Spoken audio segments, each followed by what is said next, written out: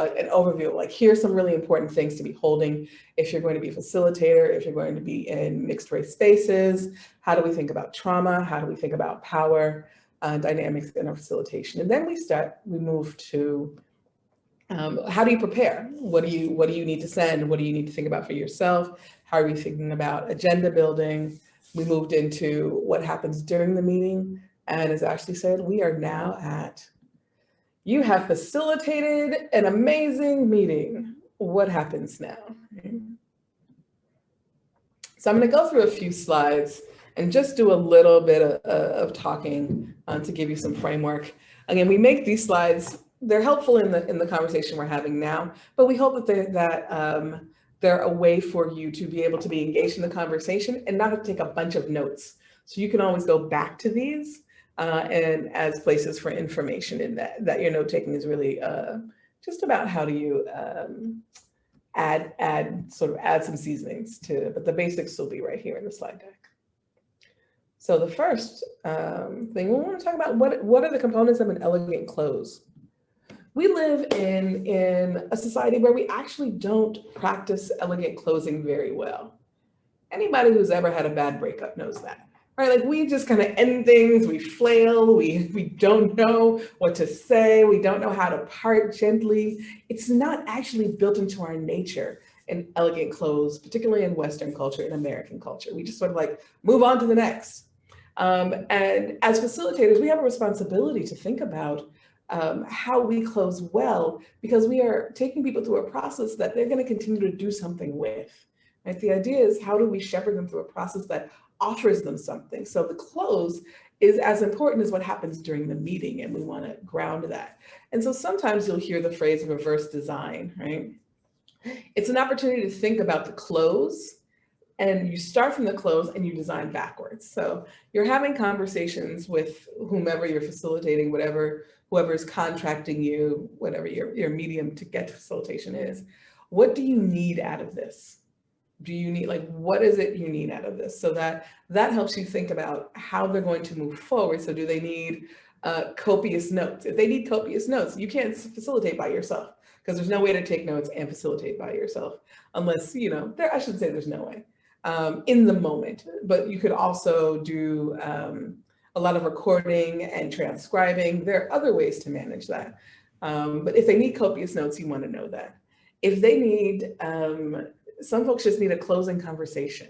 Make sure that that's on the table. Like, just how are you thinking about how you're collecting information? It's one of the reasons I like online tools, because then I can download the mural and just send it to them and say, this is all the content that you all have created. I might do a one-pager, just like, here's some of the synthesis of what I'm seeing, and here you go.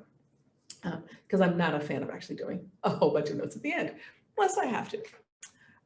But it is really important for us to think about closure as part of the planning ahead of time, and making sure there's time and intention for it. One of the hardest things is to get to the end of a facilitation, and sometimes that's the place we want to cut. It's always like the grounding and the closing are the things that folks are like, well, if we take 10 minutes off that or 20 minutes off that. But I will say the slippery slope of that is it could leave people leaving wondering what happened. Right? Like, the closing helps, it could leave people wondering, like, what did we actually do? What was that time for? So you really want to be intentional about a closing so that folks feel like their time was valuable, that they got something out of it, and they know what they're going to do with what they got.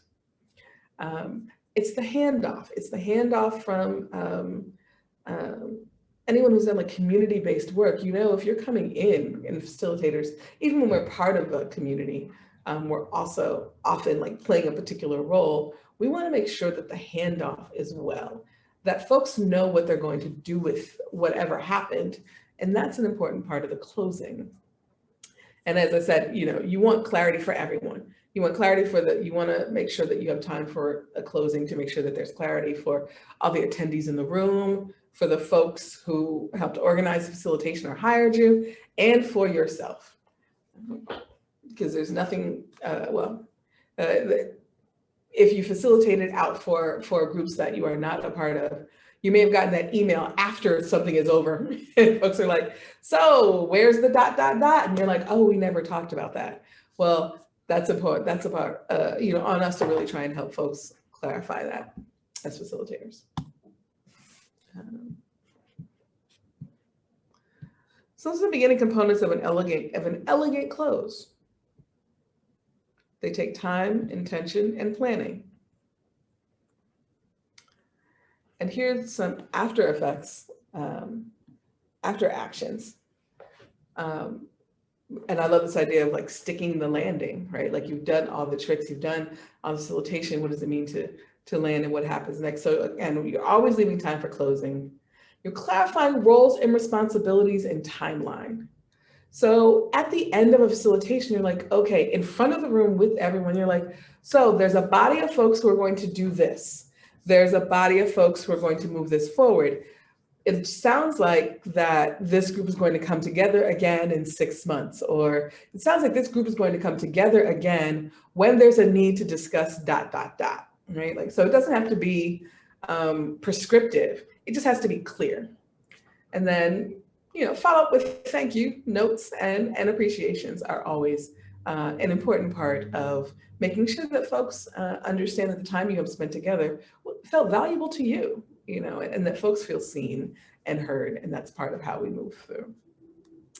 And lastly, I'm doing a lot of jaw jacking just to set you all up, right, for what's happening next.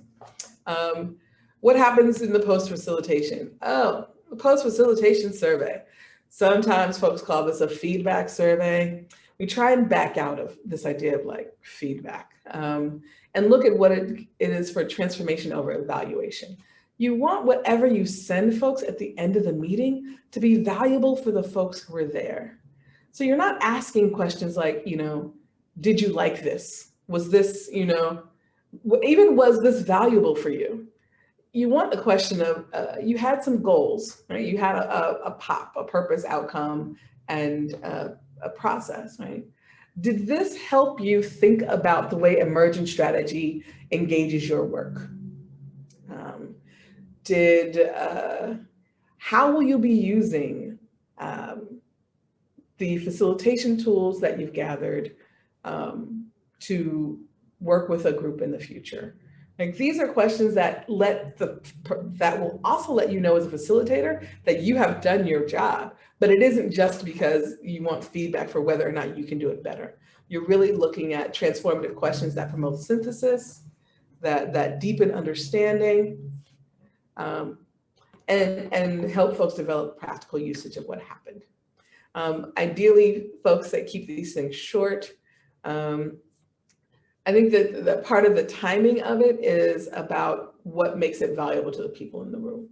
How is this continuing to be a springboard to their future work? Not just a reflection of what has happened with each other, but that it's transformative, it is moving a body forward. So we want to encourage that to think about post-facilitation surveys. And we have a host of online tools that are, that can help you do that. Whether they be, we know some of the basics. The last piece around the closing and elegant closing, what it means is facilitator aftercare. And I'm going to stop this for a hot second because I can never remember if I shared my sound, and it's never any fun if you didn't share computer sound to run a video. So here we go.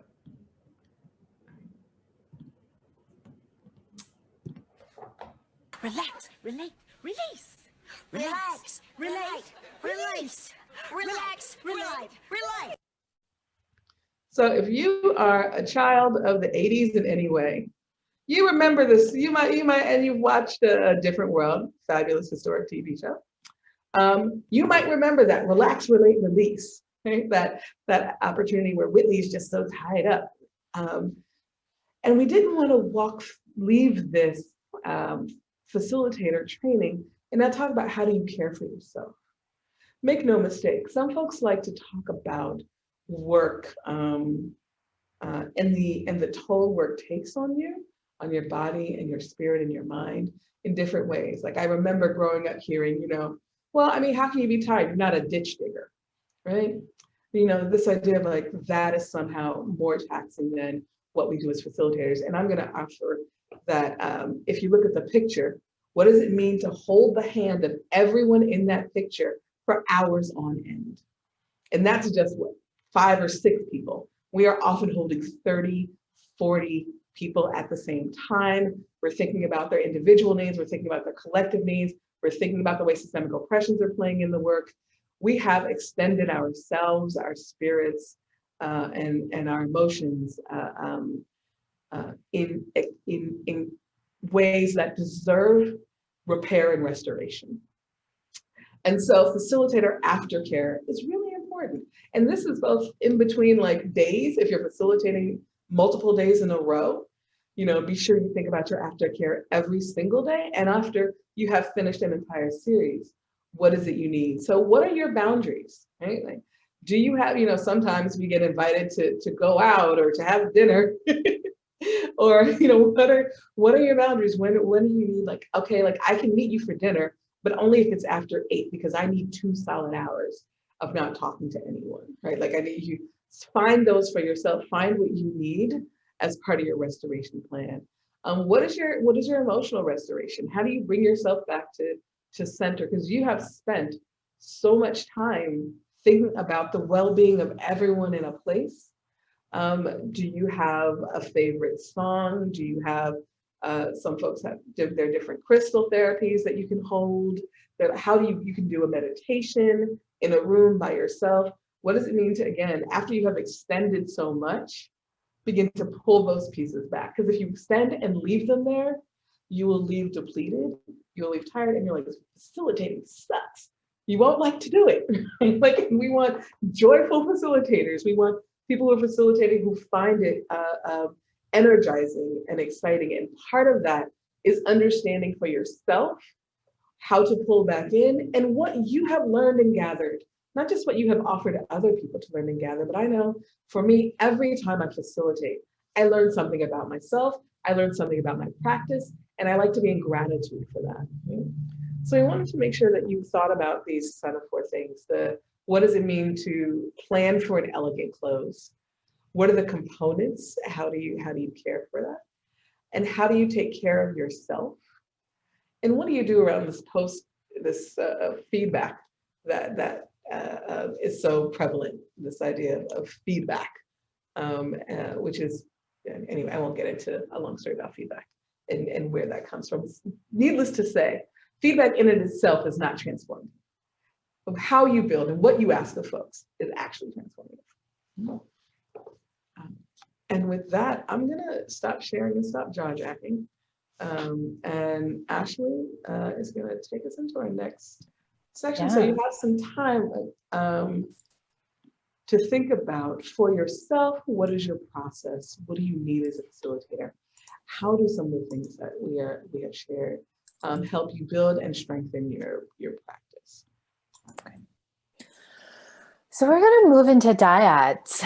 And Sage, thank you so much for that. We're going to move into dyads, and the question that I want you and your partner to explore, the invitation, is what is your personal biggest hurdle to being a better facilitator?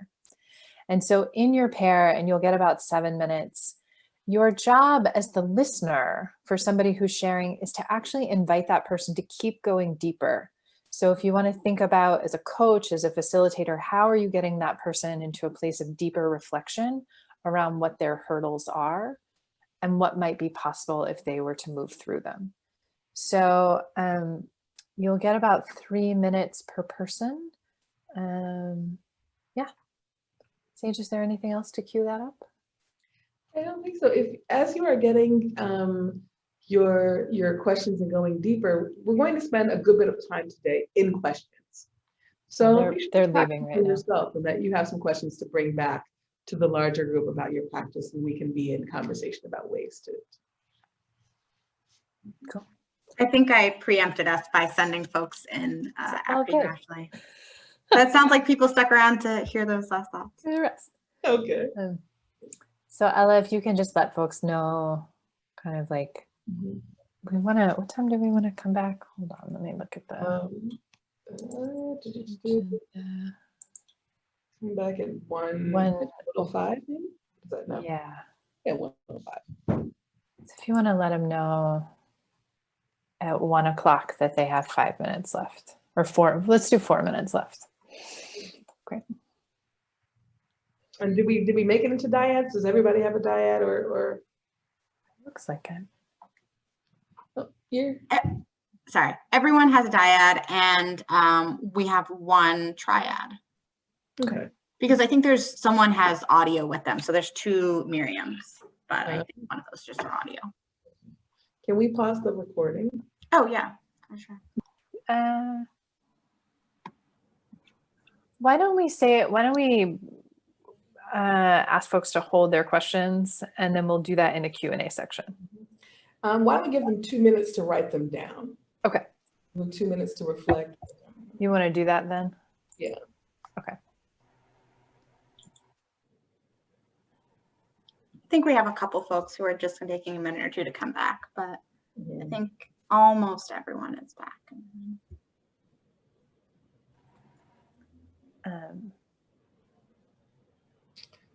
Sage, I'll drop the slide deck, and it's slide 41 for scenarios. Slide 41 scenarios. And they're back. We can see their faces. So lovely to see you all for a moment. Is this everyone, Ella? 2 people. They're just going deeper and deeper and deeper. Well, welcome back, everyone. One of the things in building our agenda for today, we really want to leave a good chunk of our closing time just for questions. So that was an opportunity for you to think about your personal practice and what are the challenges and what kind of questions you have. And we want to give you 2 minutes just for personal, to write them down, to begin to, so that when we come back, you'll have them in front of you and they'll process it, and we'll all have questions that we can share and engage together. So guess what I'm gonna do? I'm gonna play a little lo-fi beat. Okay. And we'll have 2 minutes of you all personally writing and personally scribing.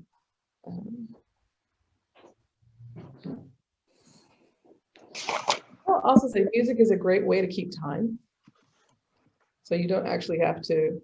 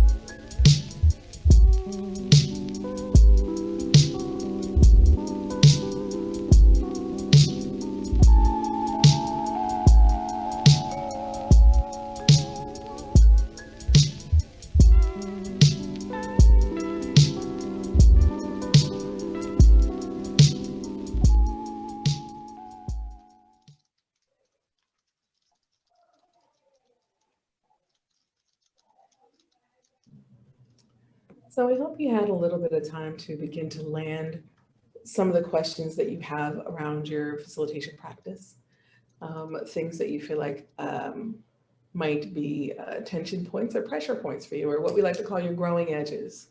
And we can think about like how, and we collectively will come back and think about how we can support each other in those growing edges, what resources are out there, and ways that you can begin to get stronger by looking at the places, by building up the places where you feel the weakest. We'll also want to name in the moment, as we do throughout this training, of different tools that we use. In the online environment, there is the tendency, because we have video and audio, to spend the whole time talking to each other. And so finding moments where people are on screen in Zoom, fine, and scribing for themselves, having a personal moment is absolutely fine and wonderful. It's something that we would do if we were in the room together. And just because of this virtual medium, it's something that feels like it gets forgotten. But giving folks time to sit down, write, and synthesize for themselves, because again, we're thinking about groups that are different types of learners. Not everyone is a verbal learner. Some folks need to write it down in order to bring it back. Memories are variant. And so want to encourage your facilitation practices, you're thinking about individuals, small groups, large group conversations, that we don't lose the preciousness of someone sitting with content by themselves. And make no mistake, I think part of the reason that happens is folks feel like, as facilitators, like I'm supposed to be doing something with people all the time, so I need to be in their face. I need to be talking to them. I need to be engaging them. And actually that is not our job, to be in front of them and talking to folks at all times. Our job is to help them move through the process. And sometimes that requires folks having some time to themselves and to write for themselves and to synthesize for themselves in different ways. So just wanted, we're gonna have some more of that time. But we wanted to, again, in our last session together, really talk practically about what we're learning, what kinds of scenarios we have found, and how do we work through them.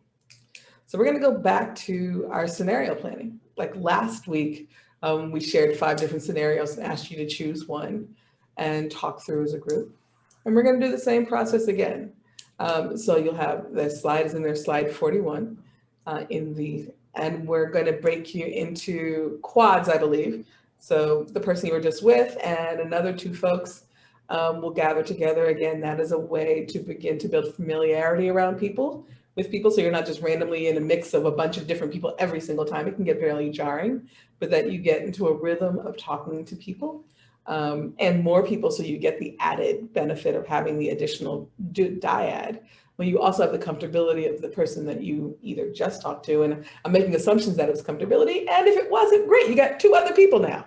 So, moving from dyads to quads to different configurations of talking to each other can really alleviate tensions and create more possibilities inside conversations. So everybody's sort of clear on what's happening next. Slide 41 has 5 scenarios on it. You're going to pick a scenario. You're going to have 20 minutes roughly to talk about that scenario with the folks you are in your quad with. And we really want you to think about, like, as a facilitator, what would some of my movements possibly be? How might I address this? Because we really want to get back to, we really want to ground in our practice as facilitators.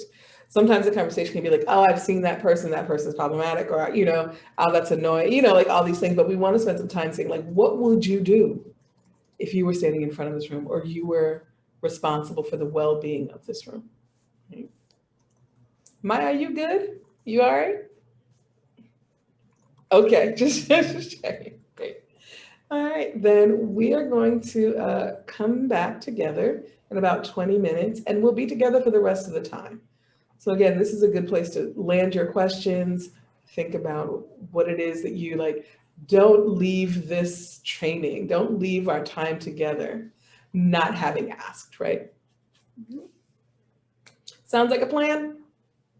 All righty. See you all in a little bit.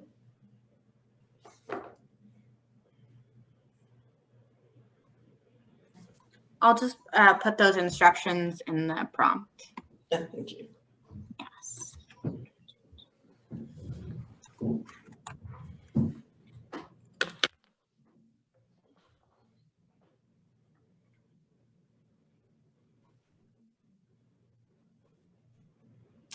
All right, Ashley, I'm gonna play the song. Okay. Diane.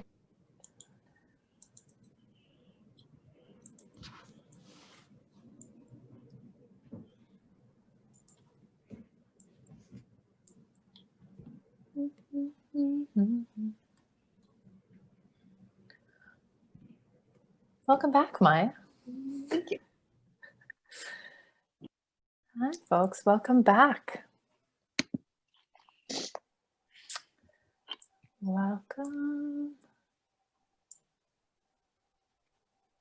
I'm so curious about your breakouts and your conversations in terms of scenarios. And I hope that that process was helpful in terms of troubleshooting and also visioning how you might approach some of the upcoming problems and challenges. So we wanted to, I'm curious if there's anything that is challenges that folks surfaced in your conversation about scenarios that you want to like lift up to the group right now to see how other folks might have approached it, or if you came up with an awesome solution that you want to share.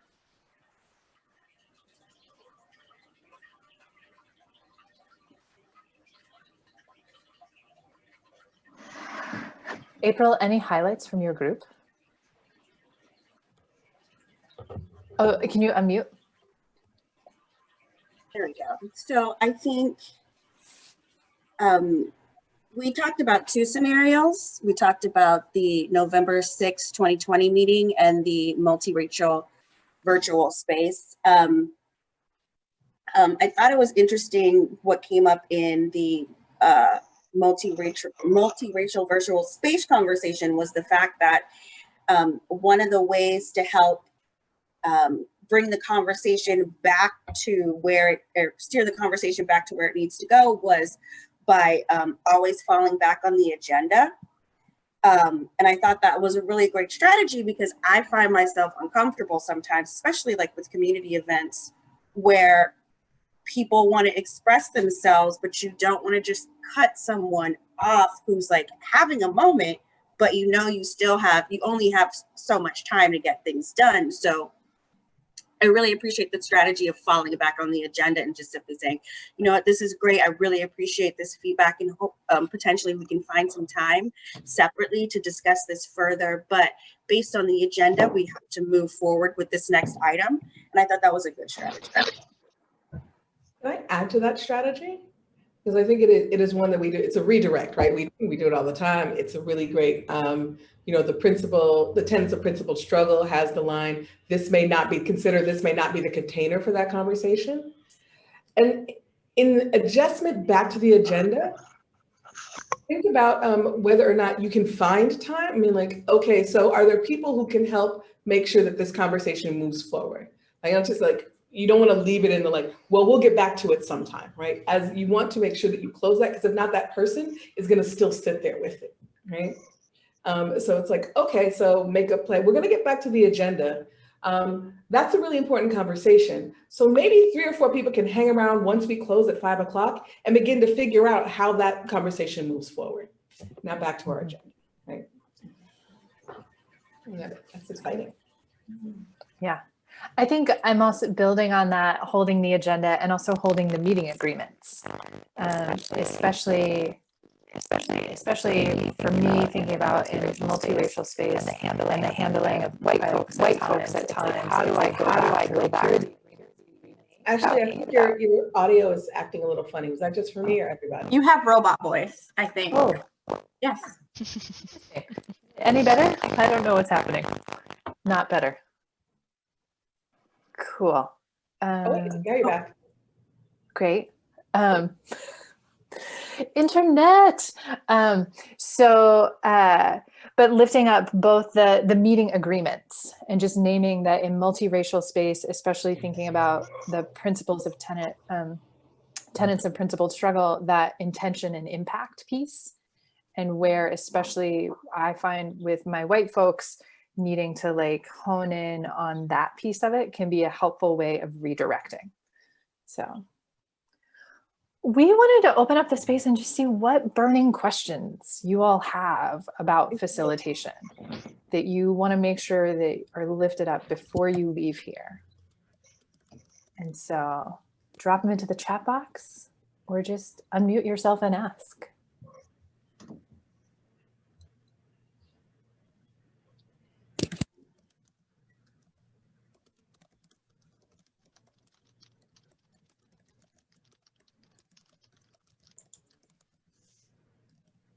Can I make a comment on Yeah. that? Whatever.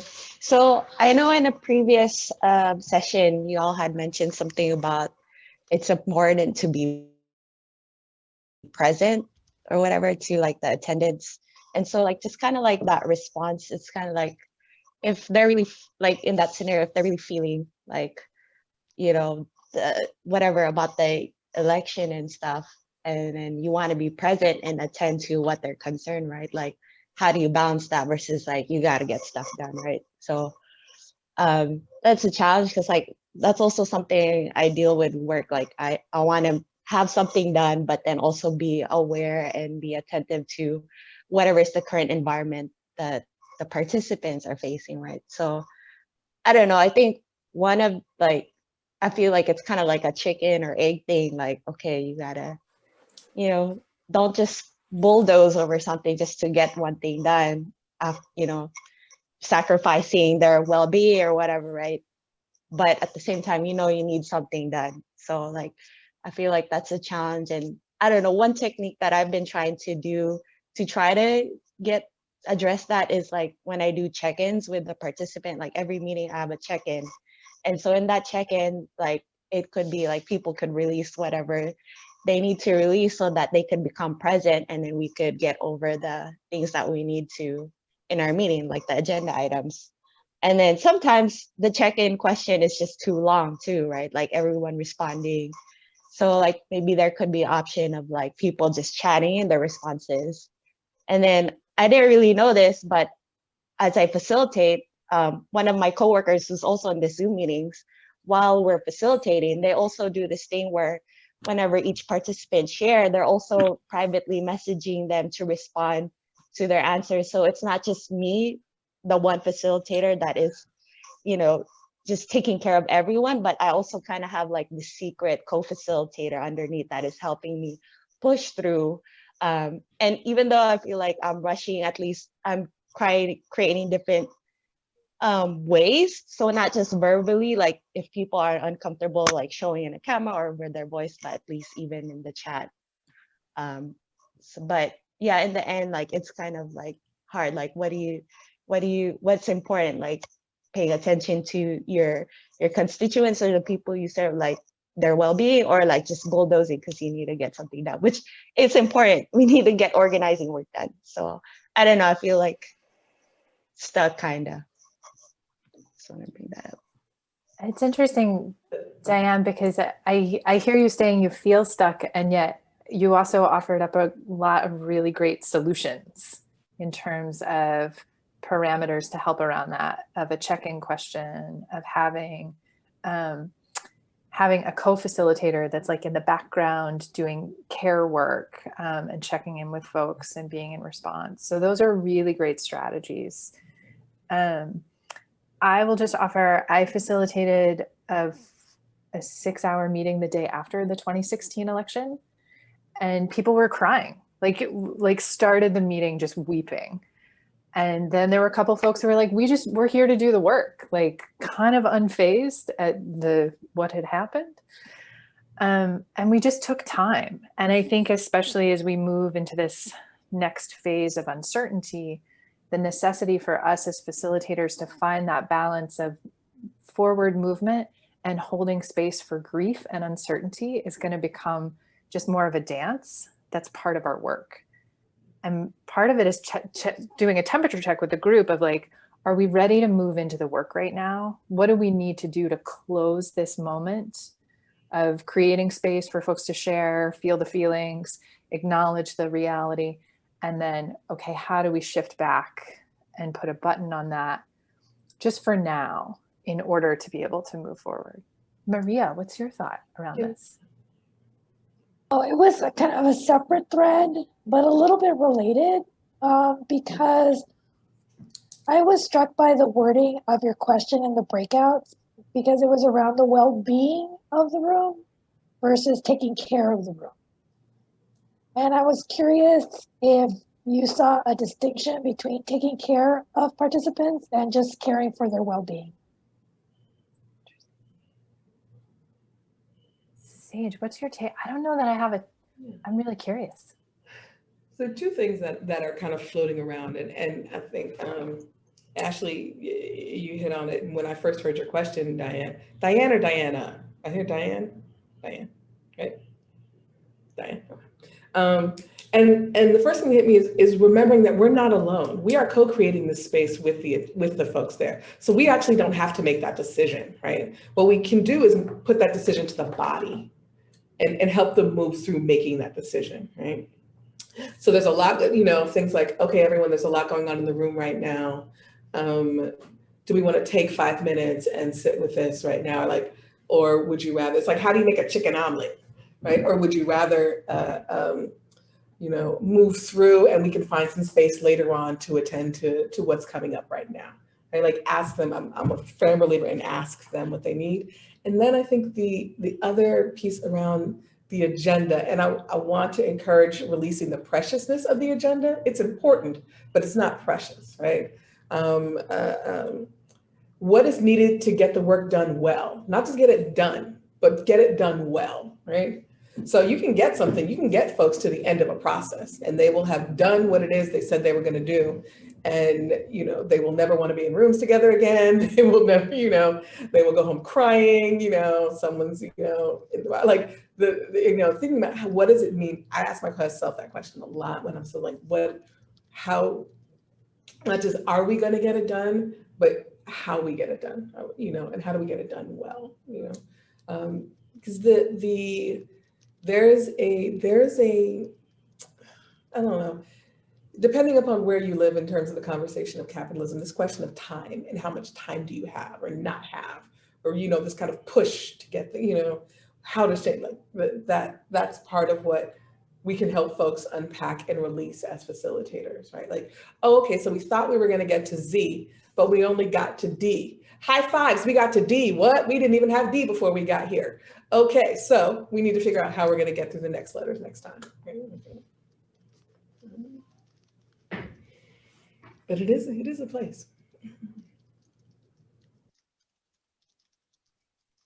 What else? This is coming up for you all in terms of questions.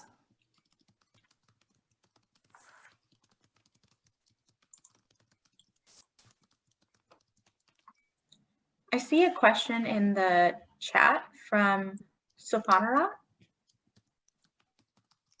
How do you confirm that participants are present?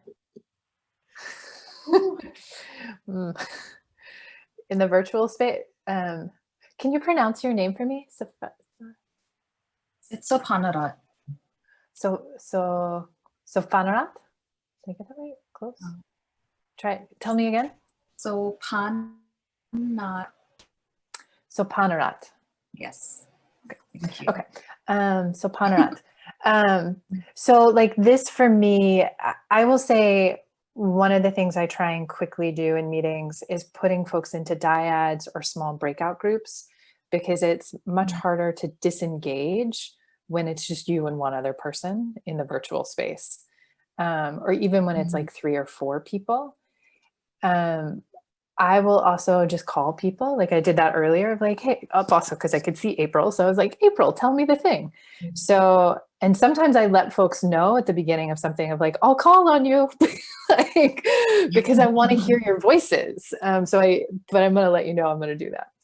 And I think it's also, for me, this piece around engagement of what are the activities that we're asking folks to do, reflection, like partnering on problem solving. There's kind of a laundry list of things that are on the slide deck of like ways to engage, that just holding those to try and make sure that folks are, or invite folks into being present. That's really, I think for us, we don't have access to a Zoom platform that allows us to get to the breakout rooms. So I think that's like our struggle. Like we would have to upgrade, and financially as a small org, like we don't really have a lot of resources. So we're just gonna work with what we have.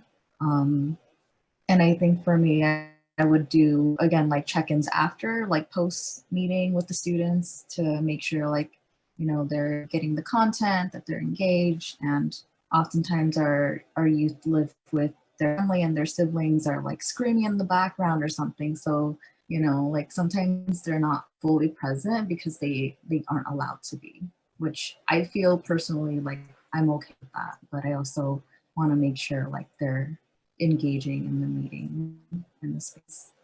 Thank you. I appreciate where you landed. Like, I think there's a way in which we can try, and in just in the times that we're living in, folks will be as present as they can be when they can. I also get curious about who are the, just in terms of, I think about a friend of mine that talks about liberating resources. And so the Zoom platform that they use is for a larger institution, and they just have access to all the login things. So it's also where you can leverage your networks to get them to, this is recording, I didn't say those words. Yep, you got my hint though, there you go. I will also say one more hint is like, depending upon the size of your group, doing like a full room check-in. Like we haven't done that. I don't know if we modeled that, but like having everybody go around and say something like right off the bat. So it's like immediately folks are in it with each other. And if you're talking about yourself, you are likely to be visible, you know, just like you did when Ashley asked you your phone, you turned on your camera. It's kind of a natural impulse. So, you know, something early on where you're just like, hey, can we just hear from everybody about ... You know? That's exactly what we do. That's I work with Diane, and we do end up spending almost like 40 minutes sometimes just doing check-ins at the beginning. Yeah, but it's very needed and very helpful. Thank you. And also one of the things that I think I found especially is there, some folks can believe that like that the check-in is not the work when it actually is the work of relationship building and connection, and that in order for us to do the work together, we need to have space to just be humans and connect. So other questions coming up for y'all, or curiosities?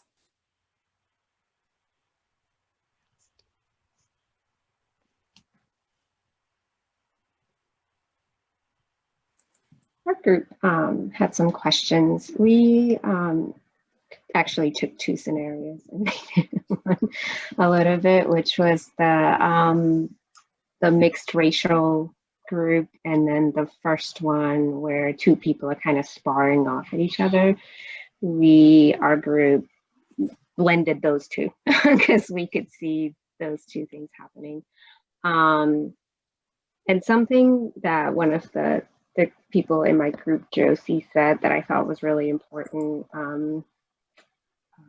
in redirecting, but before redirecting, making sure that speaker's, that their feelings are being affirmed before the redirect happened. And I just wanted to mention that because it really did seem like an important before piece to do. Because I can see any form of redirecting feeling like a slight if you were the person that was speaking. But the question I had was, in situations like that, where you can start seeing other group members starting to disengage, and you're picking it up. And I think something that our group was going back and forth was around if you tend to be more like your personality, regardless if you're a facilitator or not, just your personality tends to be more direct versus if you have a personality that's more passive, and just sort of like techniques, because it seems like a bad idea to be very direct in that scenario because you're kind of putting the spotlight on one person, or you're calling out one person, or you're inappropriately checking a person, versus being direct with the full group. Which scenario was that again? We combined two of the scenarios. So we talked about the mixed racial group, and then the first scenario where two people are sparring between each other, and the rest of the group is starting to disengage. Okay.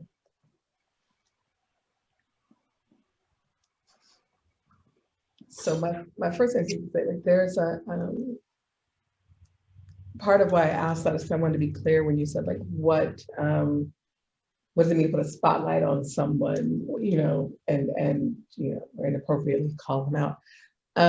If you're going, particularly if you're going to marry those two together, then what you have is a theoretical grounding, right? Like you have like there's a it's not like I'm calling out the person. I'm calling out the way white supremacy is moving in the room, right? I'm not talking about Joe's a bad person. I'm saying that we have agreed that we are going to operate as a body in ways that are anti-racist.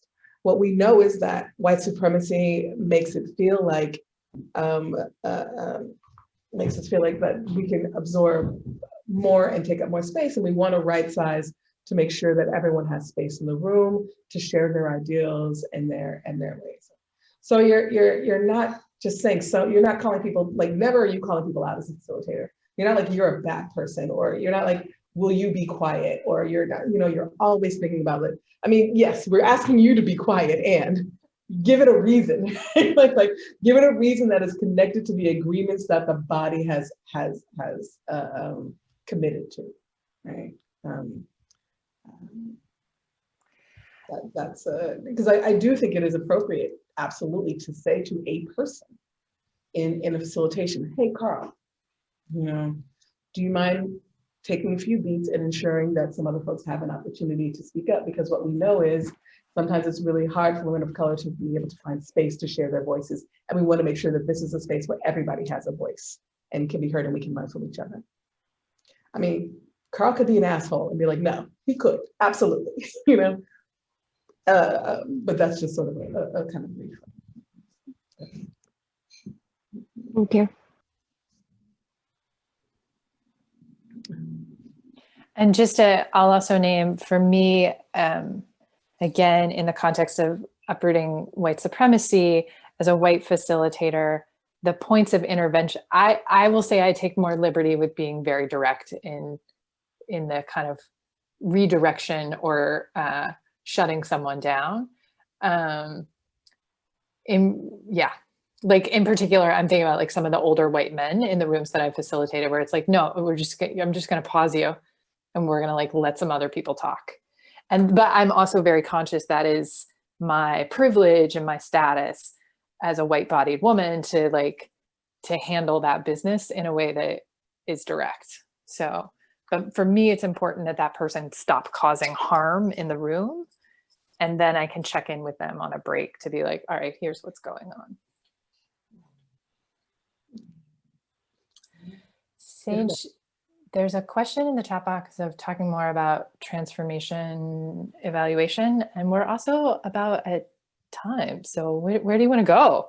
I think we're going to go to I'm going to answer this real quick, and then we're going to go to our closing song. Maybe not singing a song, but closing song. Okay. So just to give a really tangible example of the difference between evaluation question and a transformative question. An evaluation question may be something coming out of this, could be something like, did you learn more about facilitation? through these engagements? That's an evaluation question, right? That's just asking like, did you learn something? Transformative question is something like, how has your facilitation practice grown? Or what things will you be using in the future in your facilitation practice that you have learned based upon your time together, our time together? Right? Because what that does is it foregrounds that there is something that you will be using of this. Now, sometimes folks have had experiences where they're like, I don't know. I mean, I've gotten this question before and I'm like, I don't know. But it makes me wrestle with it. And that's what you want, right? Even if they don't know off the top of the head, if they're like, I don't know why I was there, you're asking people to wrestle with that. And that is actually a part of their transformation, right? Like nothing transforms without some form of tension, right? Like that. And I don't mean tension like hardness. I just mean like things rubbing up against each other. So that's sort of the more I can say about that, Philip. Yeah. All right. So y'all, this has been such a great time.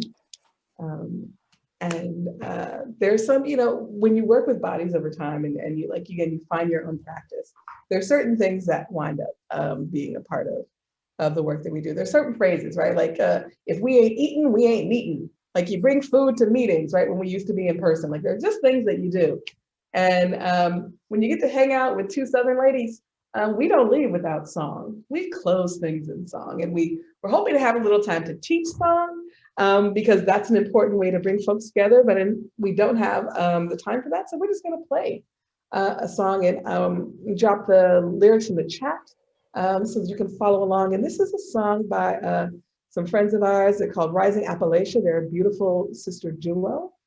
And the song is called Resilient.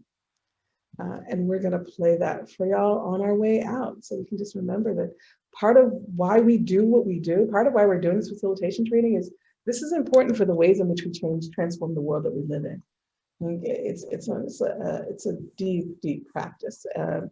And the world is better for all of us having learned how to do it just a little bit stronger, a little deeper, and a little bit better. And I, for whatever reason, having trouble copying and pasting, but I'll start to play.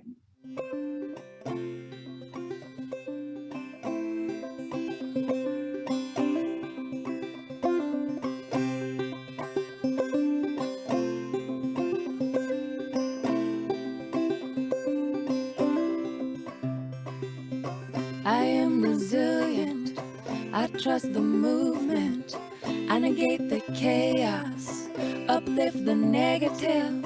I'll show up at the table again and again and again. I'll close my mouth and learn to listen. Whoa, whoa, oh, oh. Whoa, whoa, oh, oh.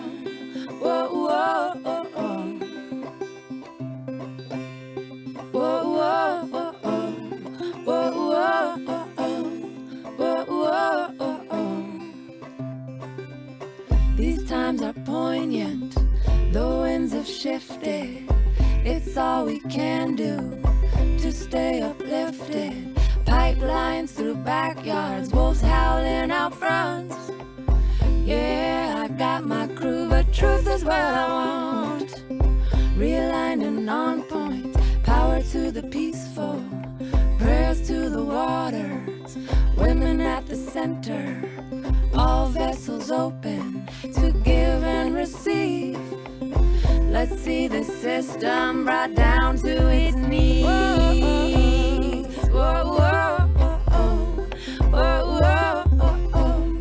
Whoa, whoa, oh, oh. Ooh, ooh, ooh. Whoa, whoa, oh, oh. Whoa, whoa, oh, oh. Whoa, whoa, oh, oh.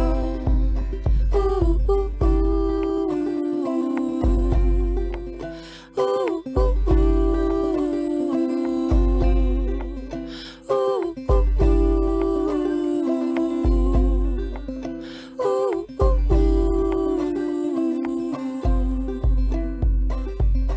I'm made of thunder, I'm made of lightning, I'm made of dirt, yeah, made of the fine things. My father taught me that I'm a speck of dust and this world was made for me. So let's go and try our luck. Said I've got my roots down, down, down, down, down, down, down, down, down deep.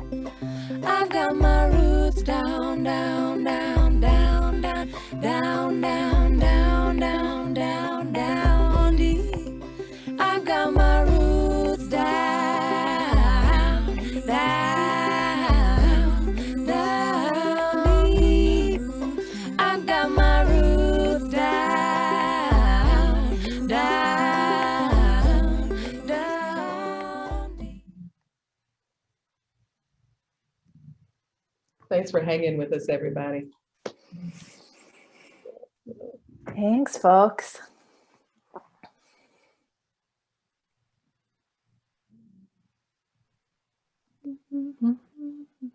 Thanks, Ashley. Thanks, Sage.